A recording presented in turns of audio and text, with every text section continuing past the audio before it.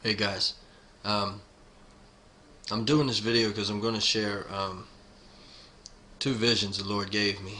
He gave me a vision on the night of the 25th and 26th of this month here in November 2011. I'm going to share them with you because I feel led to. The first one was I was standing and I was looking over this huge field, and there was people just um, walking aimlessly through the field, and they're all looking for scraps. They were just looking for anything. It was potatoes, and there wasn't any full potatoes. There was, like, in some places there was just half a skin of a potato, things like that, and people were so hungry that, like, a little child went to reach for a potato, and an adult pushed him out of the way, pushed the little girl out of the way to get that piece of potato. So these people were so hungry that they would even take a piece of food away from their children. And when I say field, I mean just hundreds of acres of just barren field. You know what I mean? And people are just everywhere, walking, looking at the ground, trying to get something to eat. They're starving, and you could see the desperation on their faces. They're just lost. And when I turned around to my right, I seen a trail of potatoes for as far as the eye could see. And I mean, potato, potato, potato, potato. Like, and I thought to myself, wow, I have enough potatoes here, for forever. This is amazing. How is this? These people over here, they have nothing.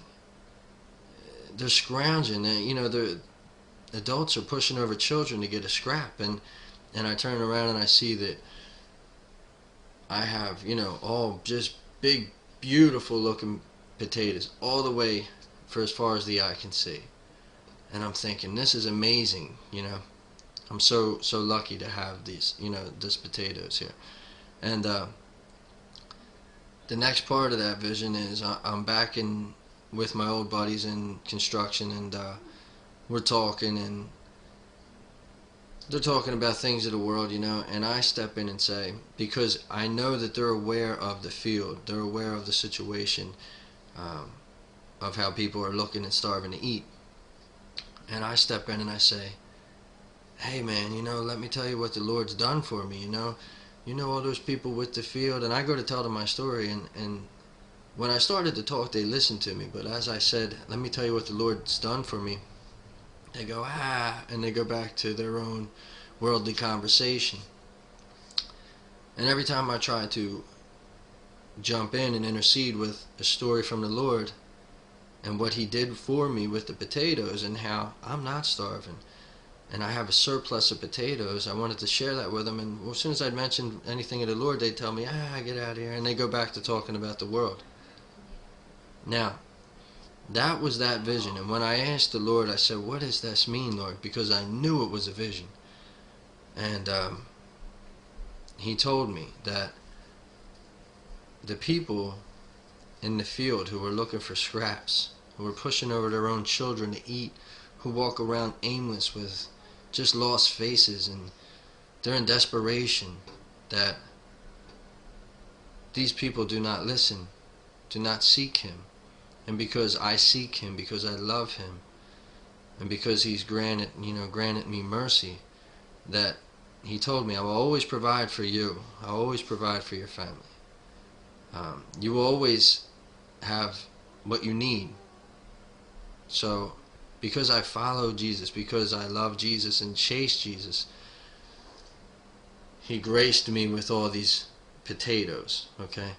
And to the people who didn't follow, they're just lost, walking aimlessly, searching for scraps.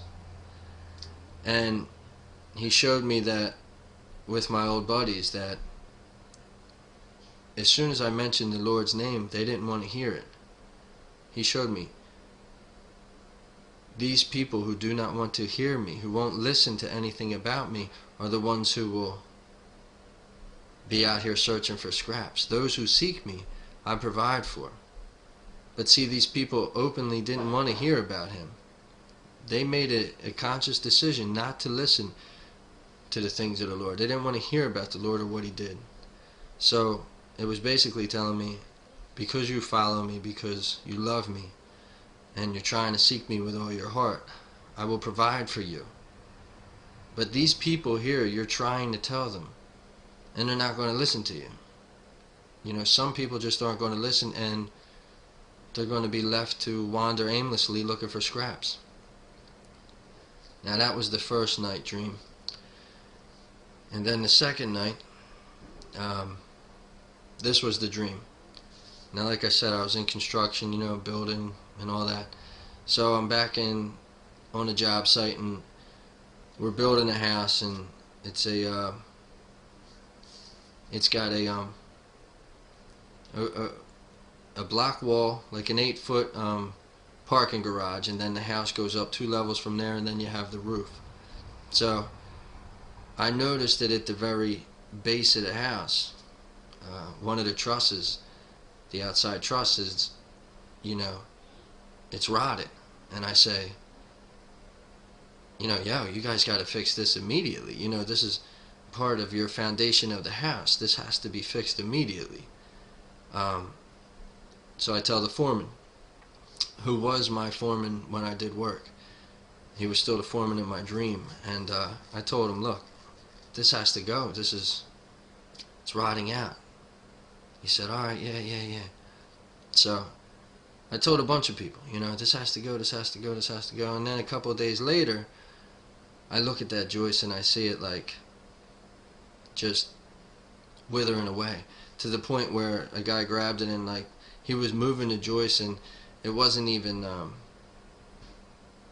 it was moving freely. It wasn't even holding up the house, and all of a sudden the house caved in. That side of the house just caved in, and it just fell in, and there was guys working all through it now.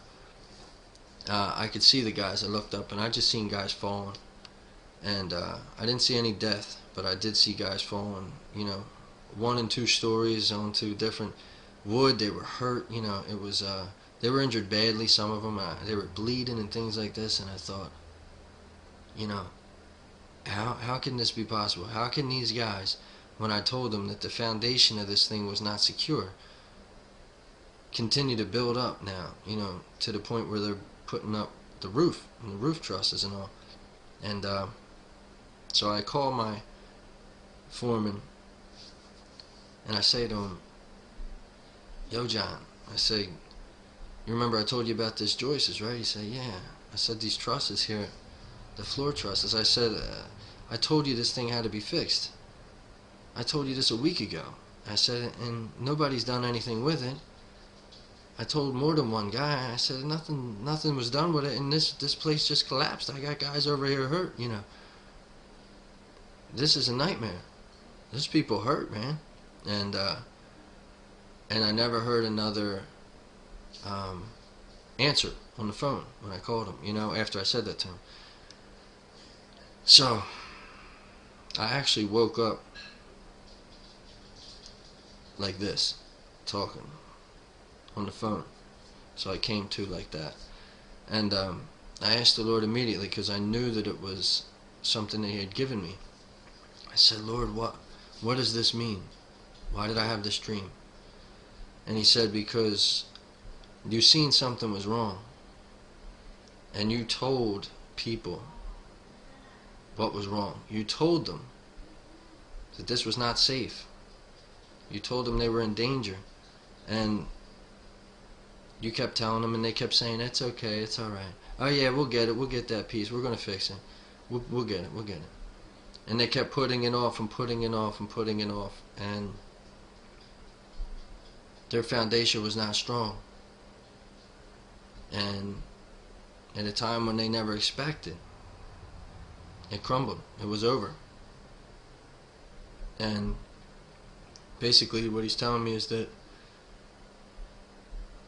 I can tell people the truth. I can warn people of anything. And people tend to say, I'll get it next week, or I'll do that, or I'm going to get right with the Lord. I just got to, I mean to do this, I mean to do that. And then your foundation breaks and it's over. Then your house collapses without notice. And you don't have any more time. So he was just showing me through these two visions that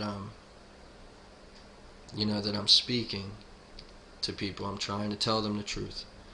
And that he's telling me some people just won't listen. They won't hear it. They don't want to hear the things of the Lord. They don't want to hear anything that has to do with Jesus. And with the house collapsing, if your foundation is not strong, then you won't survive it. You'll collapse. You'll crumble. And also, the people keep putting things off. Okay, yeah, I'm going to do that. Even when you tell them the right thing, or you warn them of truth, or you warn them of a danger, and they don't heed their warning. That it's inevitable that they're going to suffer in some kind of way. So that's just my dreams, guys. I'm not going to, I guess, go through the whole interpretation. I might have already interpreted. I interpreted it to you as I heard it from the Lord. But anyway, I just thought I'd share it with you. I felt the Lord putting it on me, and I thought I'd give it to you guys. Alright, I love yous, and may the precious blood of Jesus protect yous all. God bless you guys.